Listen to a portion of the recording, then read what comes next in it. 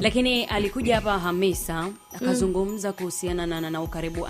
Yeye kukubali wewe ambao umekuwa unamuinspire since yuko shule, lakini anasema by that time hajui ni kitu gani ambacho kimetokea kati yako wewe na yeye mpaka imekuwa yani hamuelewani, niseme mmekuwa mkirushana labda maneno kwenye mitandao ya kijamii. Mimi si kumrushia maneno Hamisa. Sasa yeye akazungumza kwamba hajui ni kitu gani ambacho kimetokea kati yako wewe na yeye mpaka kumekuwa na hiyo kitu hapa katikati.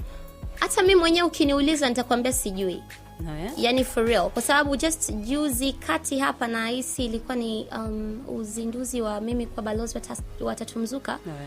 Nilibless kabisa. I was like, oh my gosh, these people wana mtoto mzuri sana. They should get married, you know? And sina tatizo.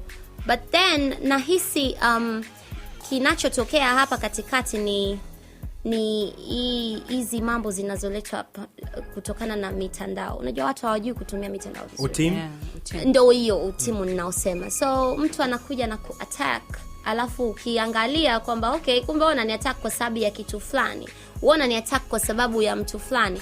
Kwa hiyo in real sense ni ubinadamu tu. Lazima chuki hiyo itokee. Yeah. Kwa hiyo ukiona kwamba okay, naatakiwa. Kwani mimi nimefanya kosa gani? Alafu naatakiwa kwa sababu gani? Sio, unanielewa? And then ukiangalia source ya wewe kuwa attacked, unapata source kwa sababu ya mtu fulani. Lazima hata kama ingekuwa ni wewe. Yani mimi naongelea tu just generally kibinadamu. So uweze kufurahi.